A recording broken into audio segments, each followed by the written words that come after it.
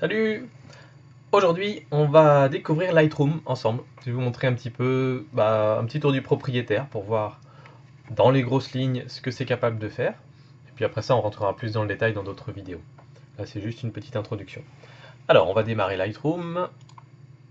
Où est-ce qu'il est?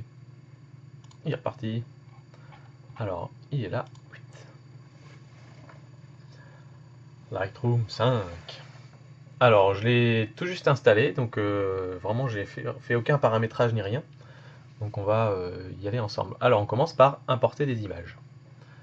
En fait, vous avez... on va importer les images et puis comme ça je vous montrerai chaque fonction après ensuite ensemble. Alors on va aller sur le disque, utilisateur, desktop, mon petit réflexe, balade en forêt. Voilà les photos que je vais importer. Elles sont toutes là, donc il vous met des previews. Alors c'est toutes des photos RAW, à part pour les deux premières qui sont en JPEG parce que je n'avais pas remis l'appareil photo en RAW à ce moment-là. Mais peu importe, il importe les unes et les autres. Et donc je vais cliquer sur importer. Par défaut, il sélectionne tout. Donc voilà, il importe toutes les images et il les met dans son catalogue, ce qu'il appelle son catalogue. Et donc là, on a ici maintenant toutes les photos, 67 photos, dans un dossier qu'il a appelé balade en forêt. Alors, qu'est-ce qu'on a dans Lightroom? On est donc dans le premier onglet qui s'appelle Bibliothèque, ici. Dans la bibliothèque, ce que vous allez faire essentiellement, c'est visionner vos images, sélectionner celles que vous voulez garder et dégager celles que vous voulez rejeter. Éventuellement mettre des notes à vos images en disant celle-là est très très bien, je vais mettre 4 étoiles, celle-là je vais mettre 3 étoiles, celle-là j'en mets qu'une. Et en fonction de ces notes, vous allez vous dire par exemple, les 4 étoiles, je vais passer beaucoup de temps à les retoucher, les 3 étoiles un petit peu de temps, les autres je vais pas les retoucher. Ou bien les autres je vais pas les garder. C'est vous qui allez décider comment vous voulez faire, vous pouvez aussi mettre des couleurs, enfin tout ce que vous voulez. Mais voilà, ça c'est sur le principe. Ici c'est là qu'on visionne les images, qu'on les trie, et voilà. On peut voir aussi des informations ici sur la photo. Voilà, les ISO, etc. Ensuite, vous avez la partie développement. Donc là, c'est si vous sélectionnez une image, par exemple, je vais prendre celle-là avec la petite feuille, quand vous allez dans développement, c'est l'endroit où vous allez faire toutes les retouches sur votre image. Alors, là on a notre belle petite feuille, et vous avez donc ici les retouches de base, donc la température de l'image, la teinte, l'exposition, waouh, le contraste, les hautes lumières, les ombres, les blancs, les noirs, ça c'est vraiment génial, on va s'en servir beaucoup. La clarté, la vibrance, ça c'est très très très chouette aussi, à utiliser avec parcimonie, mais il faut toujours en utiliser un petit peu. Faut savoir par exemple que là on a des fichiers RAW. Quand vous faites un JPEG, parce qu'il y a des gens qui vont dire ah oui moi j'aime pas parce que retoucher les images c'est changer la réalité, etc.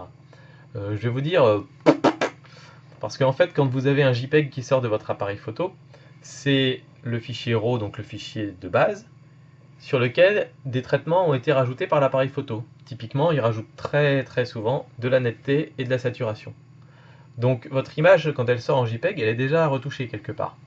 Alors, vous pouvez aller dans tous les paramètres de l'appareil photo pour voir quels paramètres appliquer au JPEG. Mais voilà, vous allez prendre un JPEG et un RAW ensemble. Normalement, c'est pas là exactement la même chose qui va ressortir. Euh, donc là, sur le RAW, on va refaire des retouches et on peut, et c'est ce que je fais la plupart du temps, essayer de retrouver uniquement ce qui était la réalité et non pas forcément tout transformer et faire un truc super flashy, quoi. Voilà. Ensuite, on a d'autres petits onglets. Donc on a courbe des tonalités. Ça, je m'en sers pas parce qu'en gros, ça fait à peu près la même chose que haute lumière, ombre, blanc et noir, mais d'une autre manière un peu moins logique, un peu moins évidente. Ici, on peut jouer sur toutes les couleurs. Alors dire par exemple, moi c'est uniquement le vert. Je veux changer le vert, donc faire un vert très très fort ou un vert pas fort du tout. On peut jouer sur la teinte, la saturation, la luminance, enfin voilà. Pareil, je m'en sers très peu, peut-être je m'en servirai un petit peu plus à l'avenir, mais pour l'instant je m'en sers pas beaucoup. Virage partiel, je m'en sers très peu aussi. Virage partiel, en gros, si je me souviens bien, voilà, c'est pour donner une teinte globale à l'image. Ça sert pas mal visiblement quand on fait du noir et blanc. On met son image en noir et blanc et plutôt que d'avoir que du gris et noir et blanc, on peut donner une petite teinte un peu jaune, un petit peu rose, etc. pour mettre une ambiance. Et ensuite, détail, ça je m'en sers parce que ça permet de jouer sur la netteté et de faire la réduction du bruit. Ça c'est très important quand vous avez des images très bruitées. Alors là, si je zoome, on n'a pas énormément de bruit, donc sur celle-là ça va, mais il y a d'autres images, j'ai vu qu'on était parti dans des ISO très hauts. J'avais pas, pareil, depuis que j'ai installé Magic Lantern, j'ai pas refait mes paramètres sur l'appareil photo. Et avant, j'avais bloqué mon ISO maximum à 800 quand j'étais en mode ISO automatique. C'est-à-dire que l'appareil choisit l'ISO en fonction de l'image, de ce qu'il pense qui est bien, mais il dépassait jamais 800. Et là, je ne l'ai pas encore réactivé, donc là j'ai des trucs à 3200 ISO. Enfin, bon. Bref, on va voir ce que ça donne. Voilà, donc ça très très bien pour réduire le bruit, pour augmenter la netteté. Correction de l'objectif, ça c'est très très chouette aussi, c'est-à-dire que dans votre image RAW, il y a les informations sur l'appareil photo que vous utilisez et l'objectif que vous avez utilisé. Et donc, Lightroom peut faire automatiquement les corrections d'objectif, c'est-à-dire retirer le vignettage qui est dû à l'objectif et corriger les distorsions qui sont dues aussi à l'objectif. Et c'est ici aussi qu'on va pouvoir, pas recadrer une image, mais faire en sorte que l'image soit redresser une image avec un mode automatique, un mode à niveau, un mode vertical, enfin voilà. C'est vraiment très très complet. Et ensuite ici vous avez des petits effets, notamment l'effet de vignettage, qu'il faut utiliser aussi avec parcimonie, mais que j'utilise quand même de temps en temps. Ensuite, étalonnage de l'appareil photo, ça je m'en sers pas. Donc voilà, vous avez déjà pas mal de choses pour faire de la retouche ici, et c'est très très très très complet. Et en plus de ça, ici vous avez plein de petites icônes. Alors la première c'est pour recadrer, aussi mettre à niveau si on a envie. La deuxième c'est pour supprimer les défauts, si vous avez par exemple le petit point noir qui est là, la petite bête. Moi elle m'embête un petit peu, donc je vais cliquer dessus, hop, elle est partie. Alors là c'est mal fait, mais c'est pareil, c'est parce que j'ai pas encore refait les paramètres. Il faudrait faire un contour progressif évidemment. Voilà. Ouais, bon. Peu importe. Ah, je me souvenais pas que j'avais changé ça déjà dans la version de base. Tiens. Bon, bref, peu importe. Je vous montrerai ça plus en détail plus tard. Ici, ensuite, on a correction des yeux rouges. On a le filtre gradué qui permet de faire l'équivalent d'un filtre gradué qu'on mettrait devant l'appareil photo, sauf que là on fait en post-production. Ça a ses avantages, ça a ses inconvénients. C'est pratique notamment pour le ciel, pour assombrir le ciel qui est souvent trop clair. Ici le filtre radial. Donc là vous allez pouvoir sélectionner une zone ronde. Le filtre gradué c'est toujours rectangulaire. Là c'est une zone ronde ou ovale. Et vous allez pouvoir appliquer tout un tas de choses à l'intérieur de ce filtre. Et le dernier, c'est la même chose, mais c'est un pinceau, donc cette fois-ci, c'est plus ni carré ni rond, c'est une zone que vous allez peindre, et vous allez dire, cette zone que je viens de peindre, on va appliquer tout un tas d'effets. Donc voilà, et de l'autre côté ici, on a des paramètres prédéfinis, donc pour la couleur par exemple, donc on peut faire, voilà, couleur passée, photo vieillie, ton froid, on peut s'amuser à le mettre, il y a des paramètres de noir et blanc aussi, différents types de noir et blanc. Voilà, enfin on peut vraiment s'amuser. Et ensuite vous avez l'historique ici, tout en bas à gauche, qui vous permet de revenir en arrière, justement, sur les étapes de votre travail. Et si on revient sur le tout premier, on revient à l'image originelle. Donc voilà, très très chouette, et on va passer beaucoup de temps dans ce module de développement ensemble. Ensuite, vous avez un onglet carte. Je m'en suis pas encore servi. Je pense que ça peut être vraiment bien si vous avez une fonction GPS intégrée à l'appareil photo, auquel cas les coordonnées GPS sont attachées à chaque photo, et du coup j'imagine que vous n'avez plus besoin de les placer à la main, parce que là en fait je pourrais, si je voulais, prendre la photo et la placer à la main à l'endroit exact où j'ai pris la photo. C'est pas si compliqué, hein, ceci dit. Et ensuite on peut faire une carte, je sais pas, une carte de ces photos. J'imagine qu'il pourrait y avoir après plus tard des applications vraiment sympas où on pourrait faire une espèce de voyage virtuel avec ces photos, j'en sais rien. Enfin, je suppose que si vous avez la fonction GPS dans l'appareil photo, ça se fait automatiquement.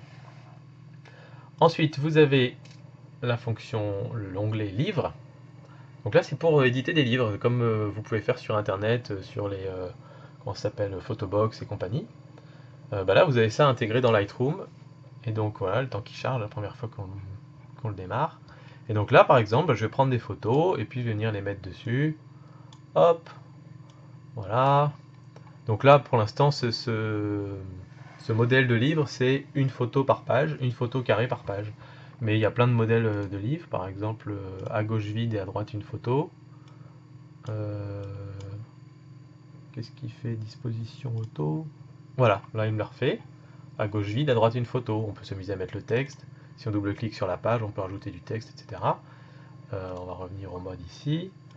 Et voilà, on peut modifier les paramètres pour vraiment faire exactement ce qu'on veut. On peut mettre 4 photos par page, enfin tout ce qu'on veut.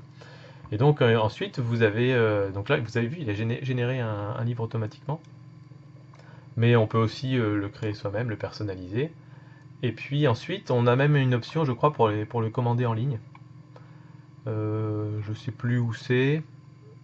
Créer un livre enregistré. Enfin voilà, après on peut le commander en ligne. Et on peut aussi exporter le livre au format PDF. Donc c'est vraiment très sympa. Et c'est très très bien foutu. Ensuite, vous avez la fonction, un peu dans la même idée, la fonction diaporama. Donc là, bah, c'est pour faire un diaporama sur ordinateur. Tout ce qu'il y a de plus bête, avec toutes les fonctions de transition, avec le texte, les signatures, enfin tout ce que vous voulez. Voilà, c'est très très très très complet. Euh, Vraiment, bon, pareil, je m'en sers pas encore beaucoup pour l'instant, mais peut-être qu'un jour ça me servira. Vous avez ensuite l'onglet impression. Idem, vous sélectionnez, vous mettez exactement ce que vous voulez, où vous voulez, enfin voilà. Très très complet, évidemment. Et ensuite, vous avez l'onglet web pour venir partager vos photos. Donc là, vous avez, par exemple, vous pouvez générer automatiquement une galerie pour votre site internet. Et ensuite, vous faites mise à jour et hop, ça envoie automatiquement vos photos dans la galerie sur votre site. Et je pense qu'il y a aussi toute une partie partage avec Facebook, avec Flickr, avec tous ces systèmes-là. Alors je sais pas pourquoi il n'est pas ici. Là, il a juste mis le site web. Ça doit être ailleurs, mais je l'installerai. Et puis, bah, quand j'aurai installé, je vous montrerai. Pour l'instant, pareil, je ne vais pas utiliser, mais je pense que maintenant que j'ai une page Facebook, je mettrai mes photos dessus par ce biais-là. Parce que c'est très pratique, on est en train de retoucher, hop, on met sa photo, on l'envoie, et voilà. Donc c'était un petit tour de bienvenue pour vous montrer un petit peu toutes les fonctions de Lightroom, mais vraiment de façon très très rapide. Et ensuite, on va passer un peu plus de temps en détail sur chaque section. Je vous dis donc à très bientôt pour d'autres vidéos. Et puis en attendant, bah, restez connectés. Allez, salut!